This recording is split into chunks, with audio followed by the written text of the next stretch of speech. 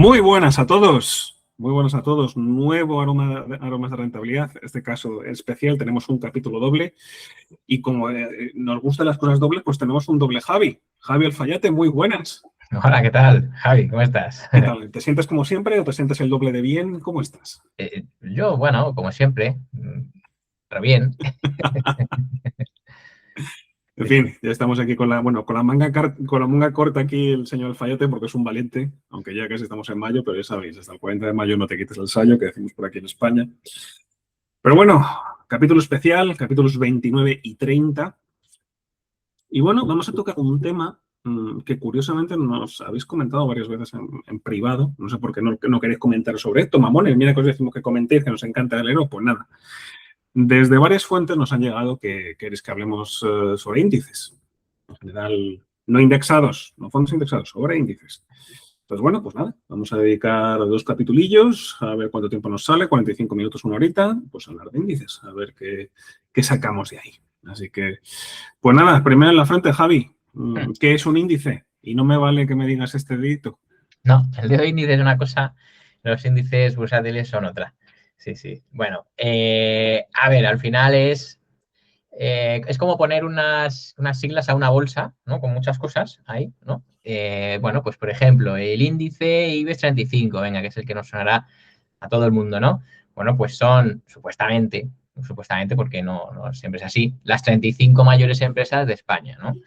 Ojo, porque esto, claro, lo miden por capitalización, pero son empresas que puedas comprar y vender, es decir, que sean públicas, ¿no? Al final, cuando digo públicas me refiero a que, pues esto, ¿no? Que cualquiera tenga acceso a poder comprar una acción, ¿no? Porque luego privadas, pues puede haber muchas otras empresas que no estén en bolsa, ¿no? Que no hayan salido y, bueno, y ponderar en función de sus ingresos y sus acciones privadas, pues mucho más, ¿no? De lo que a lo mejor, pues, está en ese IBEX 35, ¿no? Pero al final, modo resumen, son, en este caso, pues un grupo de empresas que a través de sus acciones, ¿no? Pues ponderan, pues en este caso, un país.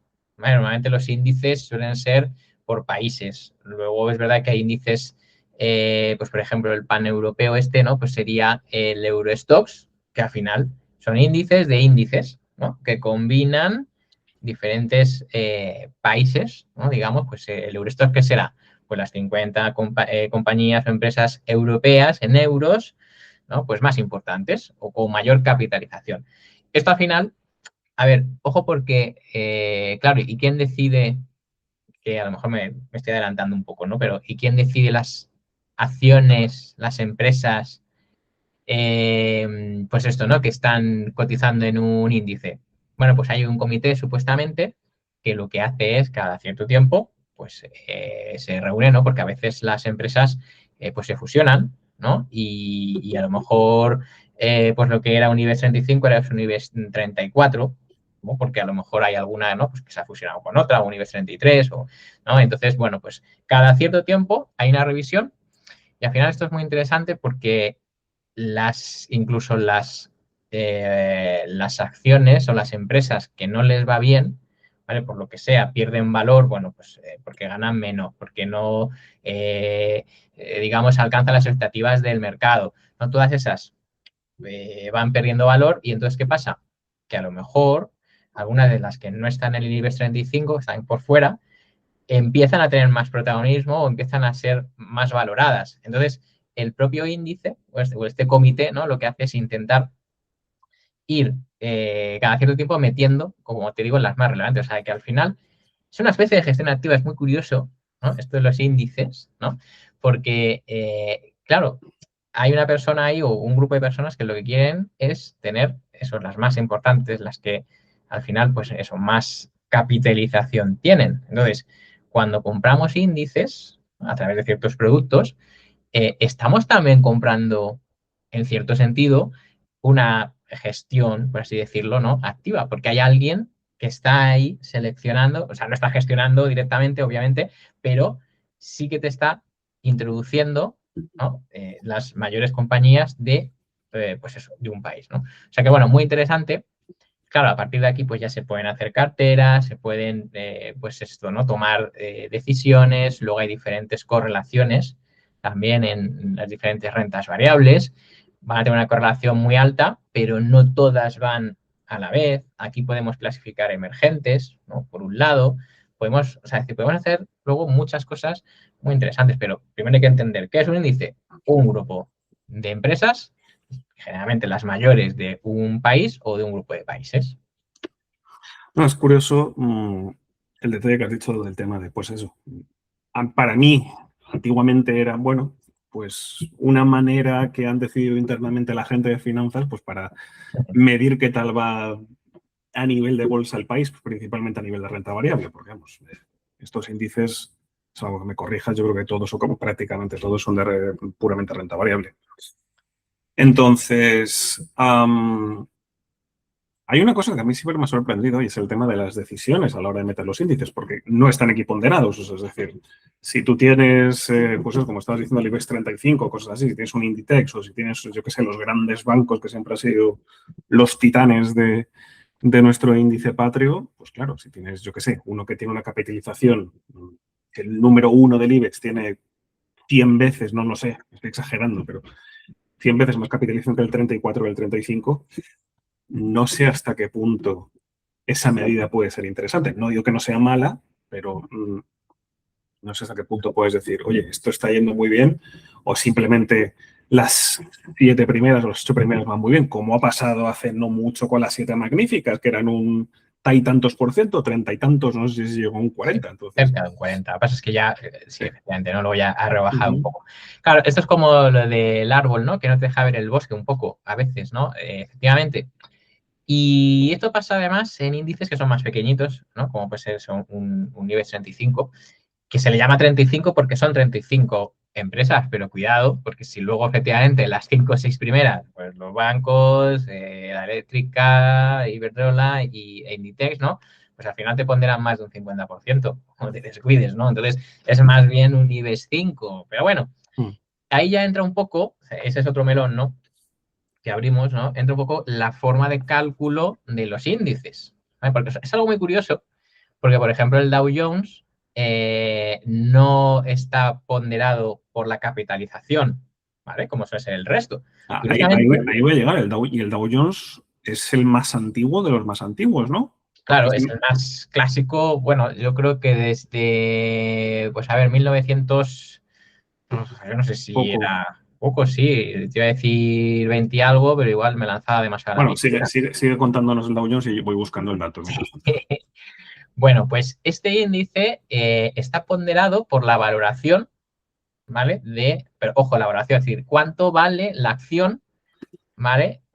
Pues si tienes una que vale $500 por acción y las otras valen 100, bueno, pues esa que vale 500 va a ponderar, debería de ponderar 5 veces más que la que vale 100. Fíjate tú, ¿eh? Es decir, es por lo que vale la acción, no, digamos, la capitalización que representa, que sería el valor de la acción por el número de acciones en circulación, ¿no? Al final es un poco cómo se calcula la capitalización bursátil, ¿no? O sea, cómo se valora una empresa, un negocio, ¿no? Lo que sea. O sea que, claro, aquí ya, bueno, pues, ¿qué pasa? Pues, claro, empresas que valgan mucho, o sea, que su acción valga mucho, van a ponderar más. No va a ser, en este caso, por tamaño, sino por valor. Bueno, una forma curiosa. Sí, sí, es uff, pero fíjate, lleva años y años haciéndose así, ¿eh? Estamos hablando del DJIA, ¿no? El de industriales Avión, puros. Pues el de de avión desde industrial. 1896.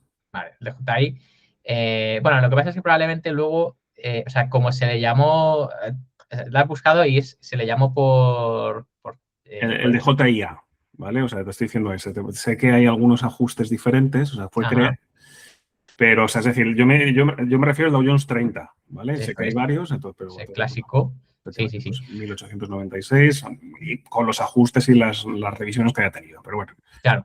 Luego hay otras bueno, pues otras maneras de calcular, ¿no? Por ejemplo, pues las has comentado antes, los equiponderados, como su nombre indica, pues vale, pues no vamos a hacerlo ni por valor de la acción ni por el tamaño. Vamos a hacer un índice, pues no sé, por ejemplo, el equiponderado del SP500, pues las 500, ¿vale? Pues ponderan todas igual, ¿vale? Un 0,05%. o lo que sea, ¿no? O sea, multiplicado por las 500, bueno, pues eso es, digamos, el valor total, ¿no? de esto, ¿no? Y todas, al final, como digo, valen lo mismo. Lo que pasa es que, claro, como van evolucionando, unas subirán un 50%, otras bajarán un 50%, pues también tiene que haber alguien aquí que, bueno, pues que vaya haciendo, digamos, bueno, pues el ajuste, ¿no? Sí, un rebalanceo cada X tiempo. Claro, eso en el caso de productos que repliquen, ¿no? a todo esto, ¿no? Pero si al final es un índice de estos sintéticos, pues claro, no hace falta, porque eso ya diariamente tú lo vas, pues eso, ¿no? Lo vas cambiando, ¿no? Así que bueno, fíjate, de una cosa así sencilla, cómo se complica Sí, bueno, pero los clásicos o los índices que más se utilizan, digamos que están ponderados por capitalización de mercado, ¿no? La gran mayoría, quitando el Dow y alguna cosita el por Dow ahí. Jones sí es como una excepción. Los equiponderados que, pues esto, como ya he dicho, que ponderan todos por igual. Y bueno, y luego hay una salvedad, una cosa también curiosa, pueden estar incluidos los dividendos en el precio o no, ¿vale? En el caso del IBEX 35 no está incluido, ¿vale? Y sin embargo en el DAX 30, bueno, 40 ahora, las 40 ahora sí, bueno, sí están incluidos, como en el S&P 500, ¿vale? ¿Esto qué es? Pues le sumo al valor del índice el dividendo que reparten sus acciones, ¿vale? Esto, claro, también es una cosa muy a tener en cuenta, porque el IBEX 35 muchas veces se dice, ¿no? Esto de, bueno, es que todavía no ha alcanzado los máximos. Claro, es que si tú cada año le vas restando un 5% que a lo mejor reparten todas sus acciones, pues es que ya sales, o sea, la casilla de salida del IBEX está 5 casillas por Y detrás. empieza en un -5. Claro, entonces, y es un -5, lo multiplicas por 50 años, claro, pues es que el IBEX no hace nada. No, hombre, vamos a ver, si vamos sumando Y, como hacen, y no es multiplicar, es interés compuesto, o sea que es más todavía. bueno, claro, Es evidentemente, más todavía. mucho más todavía. O sea, luego eso, claro, pasan más años y cada vez, ¿no? Bueno, decía Einstein, ¿no? La fuerza más poderosa del universo es el interés compuesto, pues eso, algo así, ¿no? Entonces, bueno, pues esto también es una cosa que, bueno, pues que no se habla mucho, pero que también afecta a los índices. Lógicamente, si tiene en cuenta el dividendo o no, porque a la hora de comparar índices, lo que no podemos hacer es peras con manzanas, ¿no? Es decir, bueno, o sea, está muy bien cuando vemos, no, pues el IBEX ha subido un 30 y el SP ha subido un 10. El IBEX lo ha hecho mejor, vale, ok. Pero a la larga, eso en un año lo puedes hacer. Pero a la larga, si vamos a comprar periodos de 5, 10, 20 años, 30 años y vamos a llegar a conclusiones, por favor, esto sí que hay que tenerlo en cuenta, lógicamente. Tiene que ser un net return, un total return. Y en la misma moneda. Bueno, y luego eso es otro factor que efectivamente también puede influir. Claro, esto ya, a ver, es un poquito más complejo porque, claro, por ejemplo, el índice de Argentina, el índice turco, el de Venezuela, claro, todos estos, si tú los valoras en la moneda local, pues claro, bueno, han subido miles por ciento. Claro, pero si luego lo valoramos en dólares, ostras, la cosa cambia. Claro, pues también es otro factor. El dólar al final es la moneda principal de los mercados, entonces, por lo menos en una moneda relativamente estable. O sea, lo suyo es dólar por eso, porque es el mucho tantos por ciento de lo que se cotiza en los diferentes mercados, pero si no. Y ojo, y podríamos hacerlo más todavía valorándolo en onzas de oro. Bueno, entonces ya sería Sí, ya, la bueno. leche, ¿no? Sí, claro. Entonces, no, oye, no, lo podemos hacer en aldabas, en aldabas de. Sí, sí, no, ¿Sabes? En pero ya aldabas de puesto. trigo, joder. Claro, no, pero ya puesto, o sea, que todo tenga, ¿no? Al final una relación con, o sea, que usemos la misma vara de medir, Sí. ¿no? Porque entonces, claro, y entonces el SP500, vale, está en dólares, entonces, claro, ese no tiene efecto de su moneda. Bueno, pues podemos ir más allá y decir, bueno, pues un activo que supuestamente es reserva global, bueno, pues el oro. Vale, pues apurando mucho con activo libre de riesgo. Pero es que incluso con activo libre de riesgo ya tienes algún problemilla también, porque el activo libre de riesgo suele ser el del en dólares. Pero bueno, en fin. Sí, correcto. De todas maneras, mira, para una vez, es que mira que eres toca narices, ¿eh? O sea, aquí lo Oye, digo directamente, es que mira que es toca narices. O sea, siempre ha estado de los 29, 30 aromas de rentabilidad que llevamos, dándome por saco con el efecto divisa, para un puñetero día que lo saco yo. Bueno, ya vamos a ver. Claro, bueno, tú has casilado ya lo que yo ya había en fin, o sea, ya le iba a dar una vuelta de tuerca, te le ha dado otra más. Claro. Pero sí, ¿no? Pero a ver, son efectos, es lo que digo, ¿eh? O sea, es decir, en el corto plazo, pues no te das ni cuenta. Pero claro, tú fíjate que el eurodólar cuando estaba en 1,50 y algo, que claro, ya, oye, pues se te va a 0,90 y pico, ¿no? Que estuvo hace unos años, pues ahí tienes, joder, una evolución, ¿no? De 50-60 puntos porcentuales favorable a índices que cotizaban en dólares, ¿vale? O sea que, bueno, a ver, tú el índice le ves igual porque está en dólares, pero cuando tú lo pones en euros, por ejemplo, aquí también cambia. Pero insisto, esto al final es un efecto en el largo plazo. Es decir, bueno, si al final lo que queremos es, no, a ver, ¿qué ha variado en un año? Bueno, pues vale, pues en un año, hombre, pues no vas a notar, a ver, el efecto de divisa sí se puede notar un 5, un 10%, no suele ser mucho más, pero cuando ya valoramos índices, ¿no? A tan largo plazo, a ellos sí recomiendo pues tener en cuenta los dividendos, obviamente, y los efectos divisa, porque si no te estás engañando a ti mismo, ¿no? En el solitario. Correcto. Es jugar, es hacer trampas al solitario, o sea, realmente. Claro. Y se nota muchísimo, ¿eh? Se nota muchísimo. Y no te creas que hay mucha gente que no lo tiene en cuenta, no sé si por omisión o por descuido, pero bueno, haya cada uno con su conciencia a la hora de analizar estas cosas. Hay un tema que a mí siempre me ha gustado los equiponderados, sobre todo del SP, y es que me parece una medida interesante de amplitud. O sea, no es que sea algo súper, o sea, está mucho mejor la línea D y otro tipo de cosas que hemos ido hablando. Por cierto, iros a la lista de reproducción que ahí tenemos todos los capítulos. Pero bueno, a mí siempre me ha gustado mucho el equiponderado, sobre todo pues, para ver cómo lo están haciendo las pequeñas y medianas empresas. Porque si las gordas, y más aún últimamente con el peso que han tenido, pues sí, las gordas, si se te subía a las 7 magníficas, pues ya sabías que el índice iba a subir por narices. Pero, oye, cuando no han ido tan bien, un equiponderado siempre me ha dado mucha más información sobre la salud del mercado. Entonces, ¿qué te parece a ti el tema del equiponderado y si tú ves incluso interesante poder operarlo? Claro, bueno, aquí está efectivamente, ¿no? Vale, ya conocemos la diferencia que hay, ¿no? De diferentes índices. Ahora, bueno, pues ¿para qué los vamos a usar, no? Es un poco, o sea, los diferentes usos que tiene todo esto. Bueno, a ver, los equiponderados, como bien dices, claro, al no depender su valoración de empresas, digamos, pues eso, top, sino que al final es, bueno, todas suman y restan 1 cuando suben o bajan, me da igual que sea Apple o que sea cualquier patatas Fanino, sí. Chicharro, sí, o sea, el número 500 por la cola, ¿no? Del SP500, que vete a saber cuál será. Bueno, cuando todos suman y restan lo mismo, realmente lo que podemos obtener de ahí, esa información que nos da, pues es muy valiosa, sobre todo, bueno, a la hora de continuar, ¿no? Tener esas vistas y sobre todo, por eso valida, ¿no? Suele validar, ¿no? Oye, pues sí, el fondo del mercado está bien, ¿no? Sube la mayoría. Vale, ok, pues eso es lo que tiene que pasar, ¿no? Más máximos que mínimos, pero eso ya son otras cosas, ¿no? Eso ya son indicadores derivados de índices, ¿no? Por ejemplo, el NYSE. Bueno, el NYSE al final también es otro de los índices que, bueno, porque tiene muchas más cosas, ¿no?